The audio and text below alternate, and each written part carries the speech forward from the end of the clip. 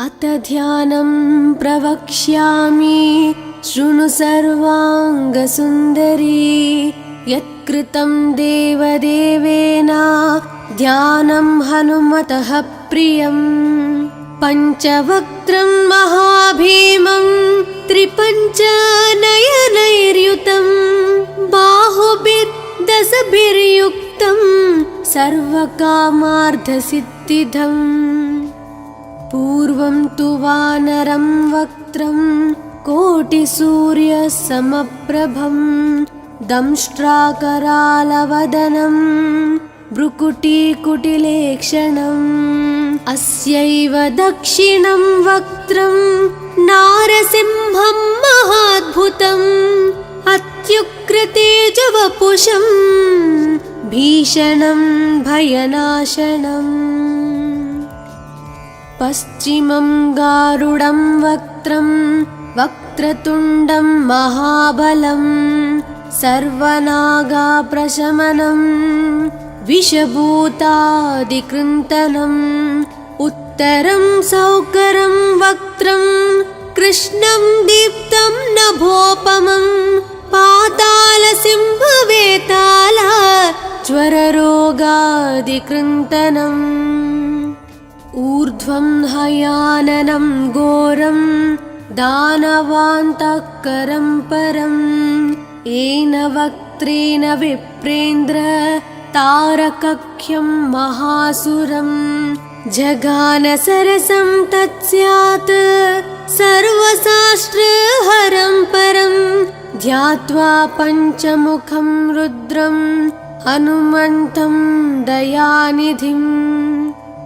खड्गं त्रिशूलं खट्वाङ्गं पाशाङ्कुशपर्वतं मुष्टिं कौमदकीं वृक्षं धारयन्तं कमण्डलं। बिन्दिपालं ज्ञानमुद्रां दशाभिमुनिपुङ्गवम् एतानि युधजालानि धारयन्तं भजाम्यहम्। प्रीतासनोपविष्टं तं सर्वाभरणभूषितं दिव्यमाल्याम्बरधरं दिव्यगन्धानुलेपनम्। सर्वाश्चर्यमयं देवं हनुमद्विश्वतोमुखं पञ्चास्यम् अच्युतम् अनेक विचित्रवर्णावक्त्रं। शशाङ्कशिखरं कपिराजवर्यं पीताम्बरादिमुकुटैरूपशोभिताङ्गम्। पिङ्गाक्षम् आद्यम् अनिशं मनसा स्मरामि। मर्कटीशं महोत्साहं सर्वाश्रुहरं परं शत्रुसंहार मां रक्ष श्रीमन्नापडनुद्धर। ॐ हरिमरकटमरकटमन्त्रमिदं परिलिख्यति लिख्यति वामतले। यदि नश्यति नश्यति शत्रुकलां यदि मुञ्चति मुञ्चति वामलता। इदं कवचं पठित्वात् महाकवच पठे नरः। एकवारं जपे स्तोत्रं सर्वशत्रुनिवारणम्। द्विवारं तु पठे नित्यं पुत्रपौत्राप्रवर्धनम्।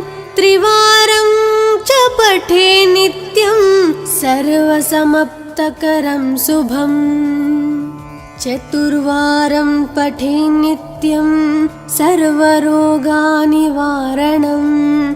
पञ्चवारं पठे नित्यं सर्वलोकवशङ्करम्। षड्वारं च पठे नित्यं सर्वदेवावशङ्करम्। सप्तवारं पठे नित्यं सर्वसौभाग्यदायकम्। अष्टवारं पठे नित्यं मिष्टकामार्थसिद्धिदम्। नववारं पठे नित्यं राजभोगमवाप्युनात् 10 वारं पठे नित्यं त्रैलोक्यज्ञानदर्शनं रुद्रावृत्तिं पठे नित्यं सर्वसिद्धिर्भवेर्ध्रुवम् कवचस्मतरणेनैव महाबलमवाप्नुयात् सुदर्शनसंहितायां श्रीरामचन्द्रसीताप्रोक्तं श्रीपञ्चमुखहनुमत्कवचं सम्पूर्णम्। अत ध्यानं प्रवक्ष्यामि शृणु सर्वाङ्गसुन्दरी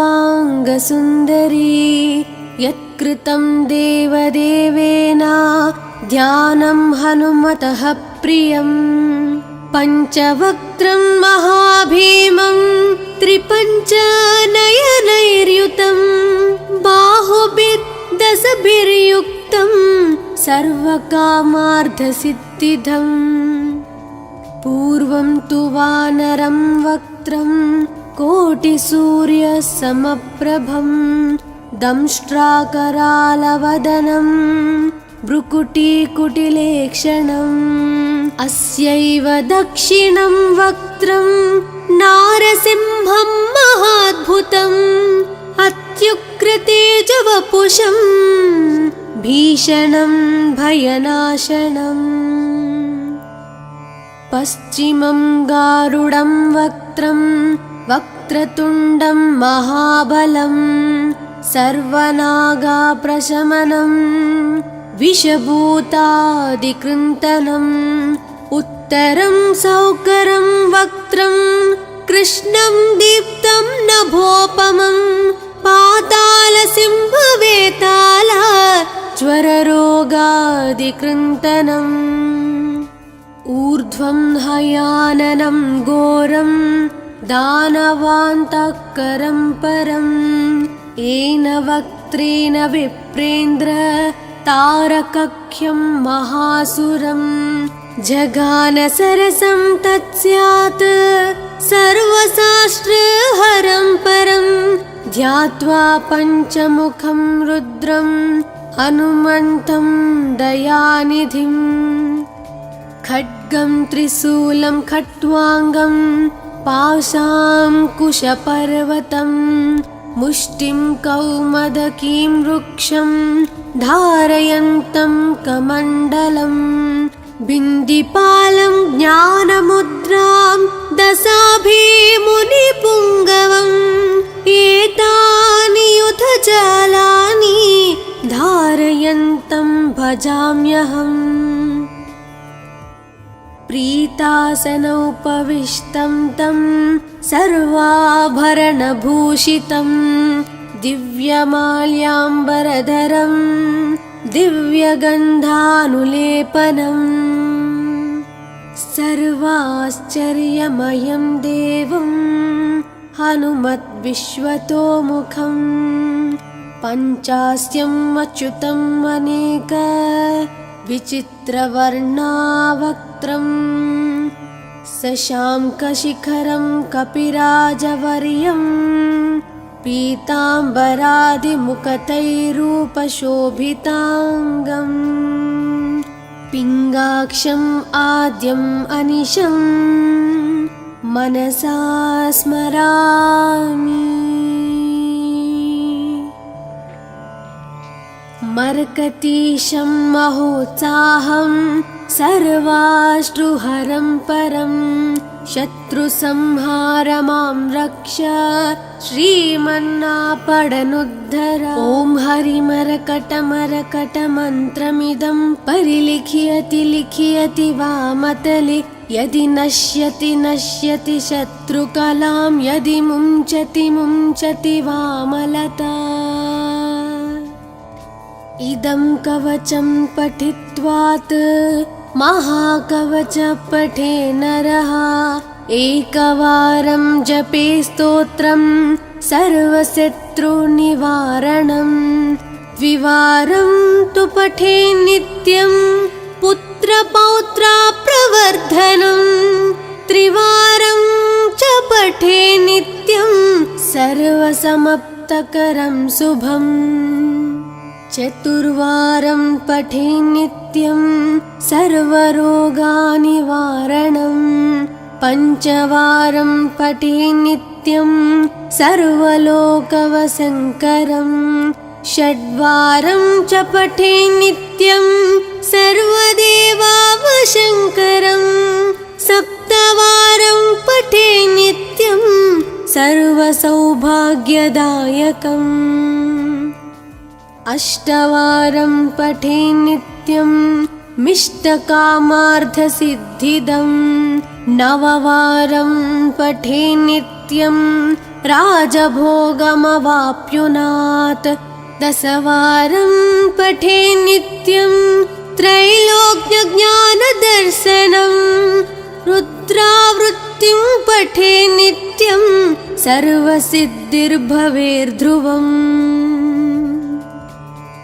कवचस्मतरणेनैव महाबलमवाप्नुयात् सुदर्शनसंहितायां श्रीरामचन्द्रसीताप्रोक्तं श्रीपञ्चमुखहनुमत्कवचं सम्पूर्णम् अथ ध्यानं प्रवक्ष्यामि शृणु सर्वाङ्गसुन्दरी यत्कृतं देवदेवेन ध्यानं हनुमतः प्रियम् पञ्चवक्त्रं महाभीमं त्रिपञ्चनयनैर्युतं बाहुभिर्दशभिर्युक्तं सर्वकामार्थसिद्धिदम् पूर्वं तु वानरं वक्त्रं कोटिसूर्यसमप्रभं दंष्ट्राकरालवदनं भ्रुकुटीकुटिलेक्षणम् अस्यैव दक्षिणं वक्त्रं नारसिंहं महाद्भुतम् अत्युग्रतेजवपुषं भीषणं भयनाशनम् पश्चिमं गारुडं वक्त्रं वक्रतुण्डं महाबलं सर्वनागाप्रशमनं विषभूतादिकृन्तनम् उत्तरं सौकरं वक्त्रं कृष्णं दीप्तं नभोपमं पातालसिंहवेताल ज्वररोगादिकृन्तनम् ऊर्ध्वं हयाननं घोरं दानवान्तकरं परम् येन वक्त्रेण विप्रेन्द्र तारकख्यं महासुरं जगानसरसं तत्स्यात् सर्वशास्त्रहरं परं ध्यात्वा पञ्चमुखं रुद्रं हनुमन्तं दयानिधिम् खड्गं त्रिशूलं खट्वाङ्गं पाशाङ्कुशपर्वतं मुष्टिं कौमदकीं वृक्षं धारयन्तं कमण्डलम् बिन्दिपालं ज्ञानमुद्रां दशाभिमुनिपुङ्गवम् एतानि युधजालानि धारयन्तं भजाम्यहम् प्रीतासनोपविष्टं तं सर्वाभरणभूषितं दिव्यमाल्याम्बरधरं दिव्यगन्धानुलेपनम् सर्वाश्चर्यमयं देवं हनुमद्विश्वतोमुखं पञ्चास्यम् अच्युतम् अनेक विचित्रवर्णावक्त्रं शशाङ्कशिखरं कपिराजवर्यं पीताम्बरादिमुखतैरूपशोभिताङ्गम् पिङ्गाक्षम् आद्यम् अनिशं मनसा स्मरामि। मर्कतीशं महोत्साहं सर्वाश्रुहरं परं शत्रुसंहार मां रक्ष श्रीमन्नापडनुद्धर। ॐ हरिमरकटमरकटमन्त्रमिदं परिलिखियति लिखियति वामतले यदि नश्यति नश्यति शत्रुकलां यदि मुञ्चति मुञ्चति वामलता। इदं कवचं पठित्वात् महाकवच पठे नरः एकवारं जपे स्तोत्रं सर्वशत्रुनिवारणं द्विवारं तु पठे नित्यं पुत्रपौत्राप्रवर्धनं त्रिवारं च पठे नित्यं सर्वसमाप्तकरं शुभम् चतुर्वारं पठे नित्यं सर्वरोगनिवारणं पञ्चवारं पठे नित्यं सर्वलोकवशङ्करं षड्वारं च पठे नित्यं सर्वदेवावशङ्करं सप्तवारं पठे नित्यं सर्वसौभाग्यदायकम् अष्टवारं पठे नित्यं मिष्टकामार्थसिद्धिदं नववारं पठे नित्यं राजभोगमवाप्नुयात् दशवारं पठे नित्यं त्रैलोक्यज्ञानदर्शनं रुद्रावृत्तिं पठे नित्यं सर्वसिद्धिर्भवेर्ध्रुवम् कवचस्मतरणेनैव महाबलमवाप्नुयात् सुदर्शनसंहितायां श्रीरामचन्द्रसीताप्रोक्तं श्रीपञ्चमुखहनुमत्कवचं सम्पूर्णम्। अथ ध्यानं प्रवक्ष्यामि शृणु सर्वाङ्गसुन्दरी यत्कृतं देवदेवेन ध्यानं हनुमतः प्रियं पञ्चवक्त्रं महाभीमं त्रिपञ्चनयनैर्युतं बाहुभिर्दशभिर्युक्तं सर्वकामार्थसिद्धिदम् पूर्वं तु वानरं वक्त्रं कोटिसूर्यसमप्रभं दंष्ट्राकरालवदनं भ्रुकुटीकुटिलेक्षणम् अस्यैव दक्षिणं वक्त्रं नारसिंहं महाद्भुतम् अत्युग्रतेजवपुषं भीषणं भयनाशनम् पश्चिमं गारुडं वक्त्रं वक्रतुण्डं महाबलं सर्वनागाप्रशमनं विषभूतादिकृन्तनम् उत्तरं सौकरं वक्त्रं कृष्णं दीप्तं नभोपमं पातालसिंहवेताल ज्वररोगादिकृन्तनम् ऊर्ध्वं हयाननं घोरं दानवान्तकरं परं येन वक्त्रेण विप्रेन्द्र तारकख्यं महासुरं जगानसरसं तत्स्यात् सर्वशास्त्रहरं परं ध्यात्वा पञ्चमुखं रुद्रं हनुमन्तं दयानिधिम् खड्गं त्रिशूलं खट्वाङ्गं पाशाङ्कुशपर्वतं मुष्टिं कौमदकीं वृक्षं धारयन्तं कमण्डलं बिन्दिपालं ज्ञानमुद्रां दशाभिमुनिपुङ्गवम् एतानि युधजालानि धारयन्तं भजाम्यहम्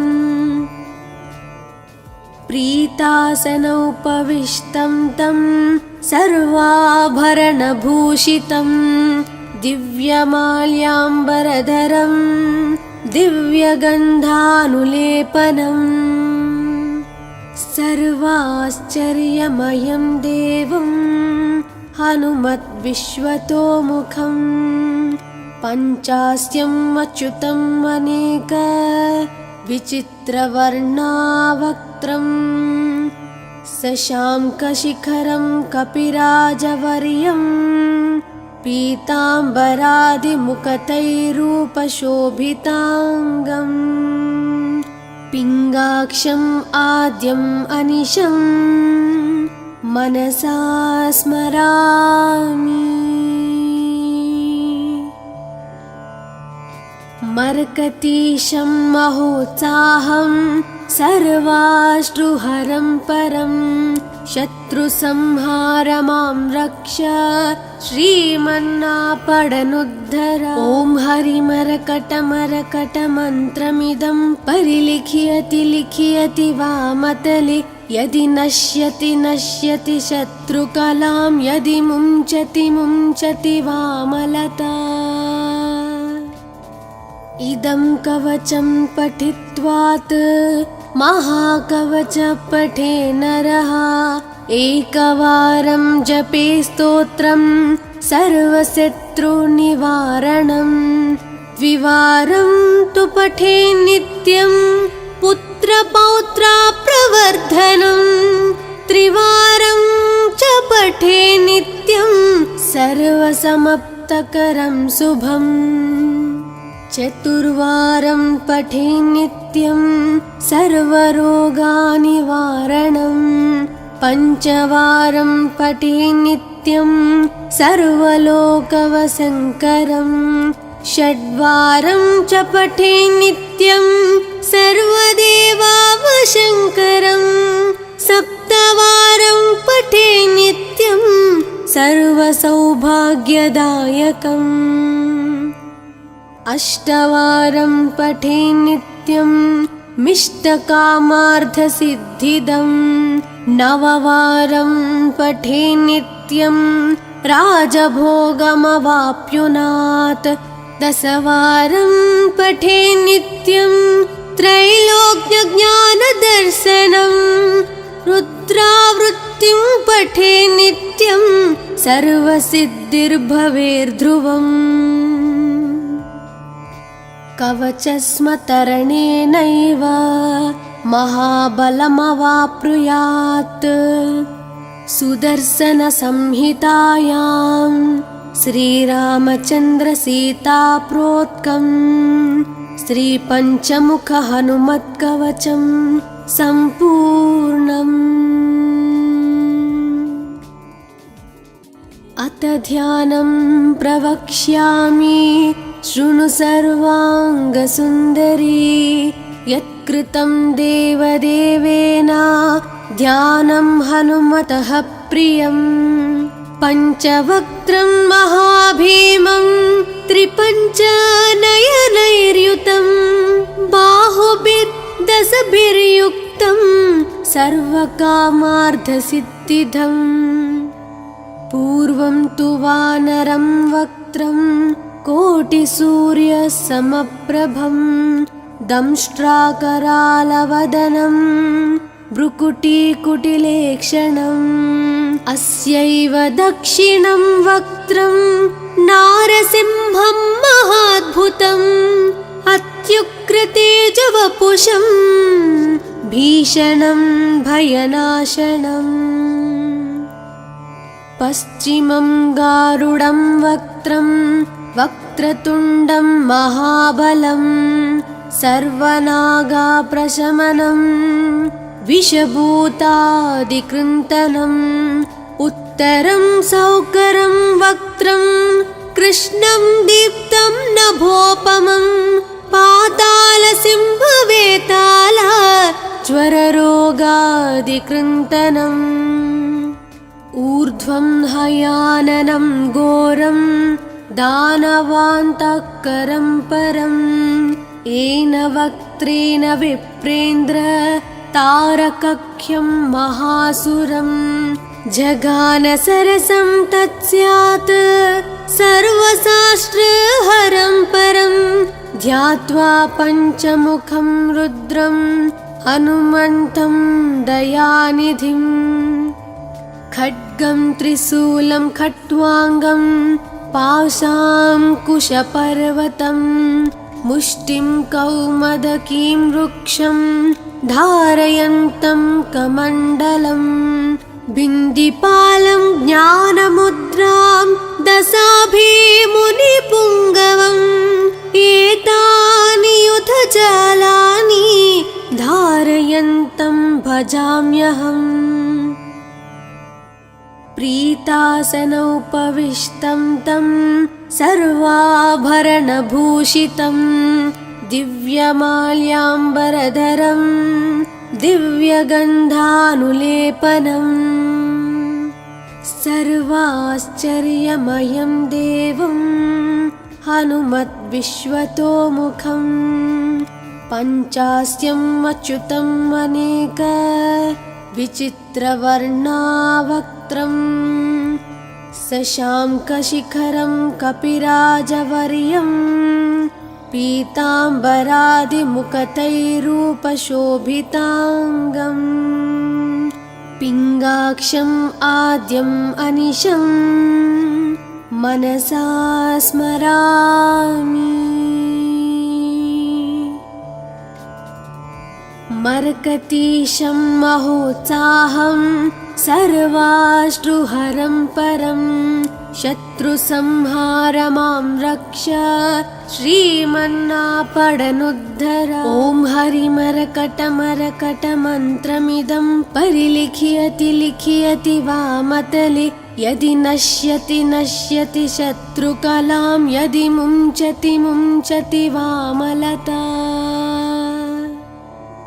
इदं कवचं पठित्वात् महाकवच पठे नरः एकवारं जपे स्तोत्रं सर्वशत्रुनिवारणं